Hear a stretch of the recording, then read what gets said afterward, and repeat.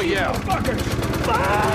Hey, relax. Have you ever seen a running lawnmower used for interrogation? The old man pulls the starter cord hard. Amidst the deafening roar, the wildly spinning blades are just 1 centimeter from the man's face. The man wets his pants in terror, screaming frantically.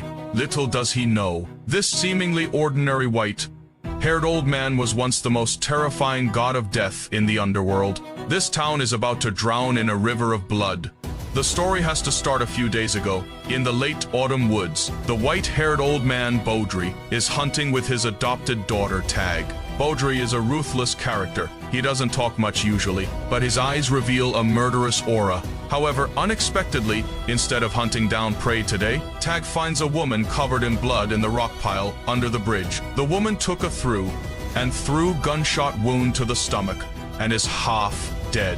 Without a word, the old man carries her straight back to the cabin. Little does he know, what he brought back isn't a poor victim at all, but a ticking time bomb capable of blowing up their peaceful lives. This scene makes your scalp tingle. Okay. All right. Oh, baby. What rag? Yeah, okay. The woman convulses in pain, desperately grabbing the old man's collar and pleading, "Don't send me to the hospital, please." We'll see. We'll see. The old man's eyes darken. He understands this desperate look too well. This is absolutely prey being hunted by the mob. The woman's name is January. At this moment, Tag has no idea that this scarred, unfamiliar woman before her is actually her biological mother, whom she thought had died in prison long ago. To protect Tag, the old man intercepted all of January's letters and spun a massive lie. Now, fate has tied them back together in the most cruel way possible. Meanwhile, in an abandoned garage in town, a living hell is taking place. The gang boss, wearing a cowboy hat, coldly watches his men torture a corrupt cop named Jensen. The reason January is being hunted is that her roommate was dating this dirty cop and accidentally got involved in the cartel's drug double-cross. These animals never intended to leave anyone alive. The drill plunges straight into flesh.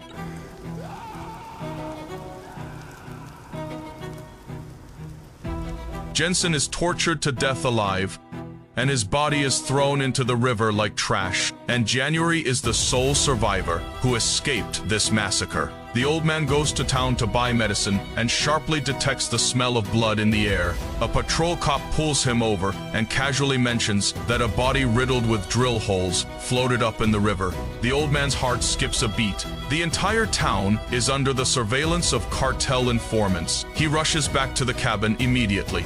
As the sky turns dark, the air becomes suffocatingly quiet. What was bound to come has finally arrived. A bald man with a face full of aggressive flesh shows up full of lies, claiming he is looking for his sister Jenny. The old man rests his hand on the gun grip at his lower back and dismisses him expressionlessly, watching the taillights of the bald man's reversing car. The old man knows in his heart that these mad dogs have caught the scent and will never let it go. A bloody battle is inevitable. Sure enough, a few days later, the cartel sneaks into the cabin at night. The dark muzzle of the gun is aimed directly at the girl's head. Just in the nick of time, the old man's gun is pressed right against the back of the killer's head. The killer still tries to talk tough. "You dare to cross the Brotherhood?" The old man doesn't waste a single word. His eyes as cold as a block of ice. Inside the room, Tag and January wake up instantly and open fire simultaneously. Bang, bang. Several bodies drop instantly, blood splattering all over the walls. Damn, this reaction speed is incredible. The old man expertly piles the bodies in the yard, pours gasoline on them, and strikes a match without even blinking an eye.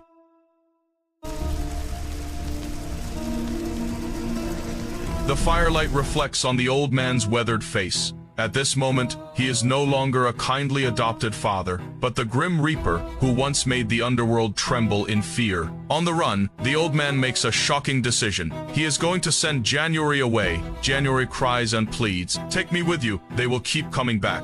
I watched my roommate die right in front of me." Take me somewhere, anywhere. Drop me off. They're gonna keep coming back. Seeing January's breakdown, the old man's heart is pierced with pain. He knows that, as long as this mafia lives for even one day, his daughter Tag will never sleep peacefully. He must take the initiative and tear them out by the roots. To find out the cartel's stronghold, the old man directly kidnaps the corrupt cop working for the gang. Next comes the most explosive, high-energy moment of the entire film. The old man complains about a broken spark plug while methodically fixing it. The dirty cop is still yelling frantically, but the next second, Oh, yeah.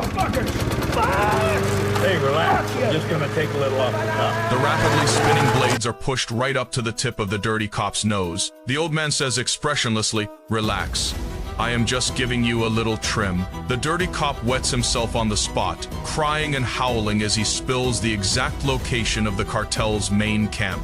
These methods are so damn ruthless, the eve of the final battle. In the letter, he confesses the secret he hid for over a decade. "You always thought your mother was dead, but she isn't. For the past 4 months, she wrote to you every week, but I destroyed all the letters. I thought I was protecting you, but I was actually a coward.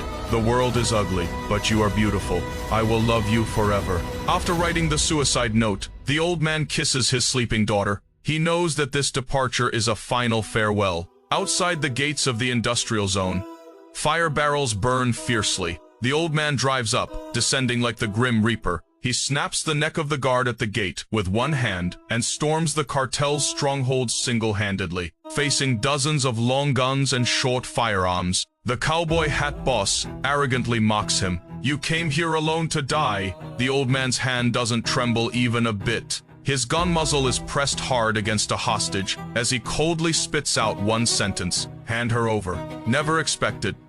The negotiations break down instantly. The old man seems to have returned to the killing days of his youth. His movements are incredibly slick.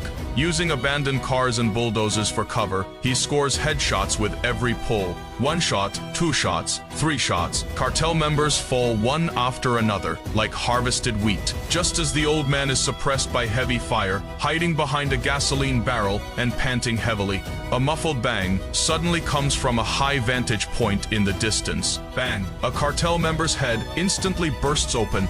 It is Tag. She actually followed him, holding a sniper rifle in the dark to cover her father. Father and daughter coordinate across the distance, slaughtering the gang until nothing is left, even blowing up the lab trailer with 1 shot, sending flames into the sky. This teamwork is absolutely exhilarating, but 2 fists can't fight 4 hands in the final close quarters combat. The old man's strength fails, and he is pinned hard against the wall by the Black Hat Killer. The killer arrogantly mocks him. Did all this, and it amounts to nothing. The old man coughs up mouthfuls of blood, yet his eyes remain untamed and rebellious. He grits his teeth and roars, "I am the king." Bang! Tag's sniper bullet accurately pierces the killer's body, but it is all too late. The old man slowly falls into the messy pool of blood, his vision beginning to blur. Watching his daughter run toward him, he closes his eyes. He used his own life to block all the darkness outside, fighting for a completely clean future for his daughter. 1 month later, in a sunny riverside diner, Tag pushes the door open and tightly embraces her biological mother, January. They can finally live in the sunlight. And in the pickup truck outside the diner, the old man's phantom quietly watches this scene. His brows are slightly furrowed, his eyes filled with endless attachment and loneliness, before slowly vanishing into the wind. This murderous old man completed his redemption in the most tragic way. He lied to his daughter his whole life, yet used his life to fulfill the only truth: "I will love you forever." Seeing this, my emotional defenses completely broke down. In the adult world, the hardest thing is never distinguishing right from wrong, but whether you are willing to shoulder all the sins to protect the one you love. If it were you, would you dare to turn into a demon? Tell me your answer in the comments.